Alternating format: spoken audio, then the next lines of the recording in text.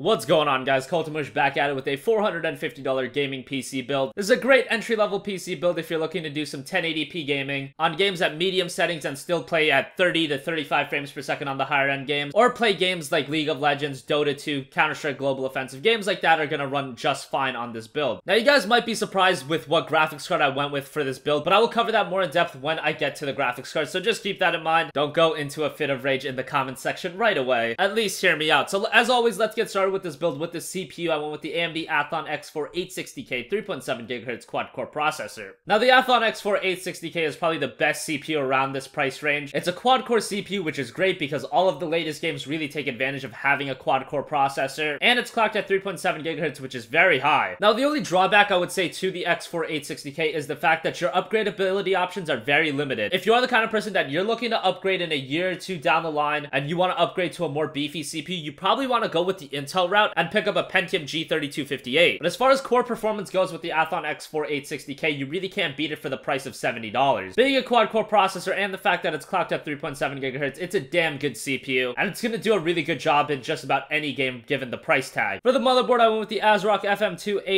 A88X Pro 3 Plus ATX FM2 Plus motherboard. Now, this motherboard is $65 on Newegg right now. There's also a $15 mail-in rebate if you decide to use that, taking this motherboard's price down to $50. And that's a great price for a motherboard from ASRock. It's going to do everything you want, and that's what you're pretty much looking for in a budget and build like this. It's got 4 RAM slots up to DDR3 2400 and up to 64 gigabytes of max memory. It's got RAID support, crossfire support, and 8 SATA 6 gigabit per second ports. So for $65 and $50 after the mail-in rebate, this is actually a very good motherboard. That's not going to give you a ton of features, but it's definitely going to get the job done, and primarily why you're going with this motherboard is because of the price. Save some money on the motherboard and still get something pretty good. For RAM, I went with G.Skill Ripjaws X Series 8 gigabytes, 24 gigabyte sticks running at 1600 megahertz. This RAM is $45, and I know some people think that you should go with 4 gigabytes of RAM in a budget and build. At this point, 8 gigabytes of DDR3 RAM is so cheap, $45 isn't really that much, and 8 gigabytes has become near essential for some of the newer games like Witcher 3, Dying Light, even Battlefield 4. Having 4 gigabytes and playing some of the higher end games is just gonna cripple your gaming experience. And since 8 gigabytes is so cheap, it's only $45, and you're getting 2 4 gigabyte sticks, so you will have 2 RAM slots available if you want to add more RAM in the future, but just get 8 gigabytes. It's cheap enough, and it's definitely going to improve your performance in a lot of games opposed to having 4 gigabytes. For storage, I went with the Western Digital Caviar Blue 1TB 7200 RPM internal hard drive for $50. The 1TB Caviar Blue, obviously in a super budget end build like this, you can't really go for an SSD. I think a lot of you guys would prefer the mass storage you're getting out of the Caviar Blue anyway. A terabyte should be enough for most of you guys. That's going to give you room to download all your movies, music, games, and you know, if you do go with like a 120 gigabyte SSD over a 1 terabyte, that's going to get filled up really quickly. Especially because if you're PC gaming, chances are you're going to be buying a ton of games off Steam during the Steam sales, and if you want to keep them downloaded all at once,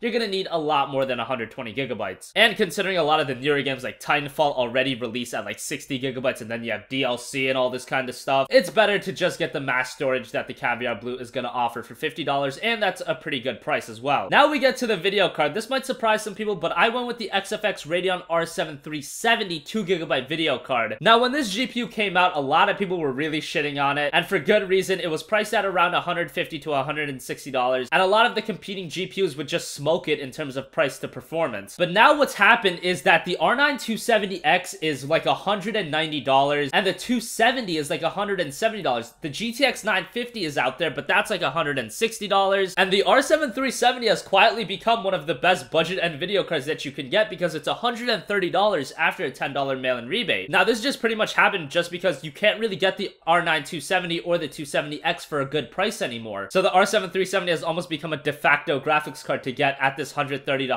$140 price range. It's still gonna work pretty well. I actually have a Gigabyte R7 370 myself. It's a 2 gigabyte model. I've uploaded a couple videos and benchmarks with that GPU, so if you want to check those out, go ahead. I was able to run The Witcher 3 at around medium settings and still get 35 frames per second, which is definitely playable. And when you compare 35 frames per second to the performance of, say, you would get on a console with Witcher 3, it is much better. Expect to run games like Battlefield 4 at high settings at 1080p and get like 45 frames per second. And like I said at the top of this video, if you're playing games like WoW, League of Legends, Dota 2, CSGO, this GPU is going to do absolutely fine. It's kind of weird how the R7 370 has become like a pretty good GPU to get in the States right now, just because the 270 and the 270X are kind of hard to find right now for a good price. If you want to pick up a used graphics card and get the 270X, I would probably recommend that. Or if you can find one at a local retailer like a Micro Center, if you see a 270 270X for a decent price, I would get that over the 370. Otherwise, the 370 is the best option available at this $130 to $140 price range. For the power supply, I went with the EVGA 500-watt 80-plus certified ATX power supply. It's a 500-watt power supply. Just wanted something cheap, and this is a very cheap power supply. That's 500 watts. It's definitely going to get the job done. If I had to estimate, this build would use around 350 watts at max. So the 500 watts this EVGA power supply has is going to give you a bit of headroom. It's decent quality, and it's very cheap, and that's what you want out of a power supply in a budget end build. Finally, for the case, I have to go with the NZXT Source 210 white ATX mid-tower case for $35. The NZXT Source 210 is by far the best case under $40. Not to say that the Source 210 is a world beater by any means, but for $35, it's a solid case that's gonna get the job done. And aesthetically, it looks fine. And as far as room for upgrade and ventilation, it does a decent job given its very low price tag of $35. I just think the Source 210 is fantastic for any budget end build. So as always, guys, thanks for watching this video. If you have a request for a future video, leave it in the comment section down below. And as always, guys, have a great day, and I'll catch you guys in the next video. Peace out.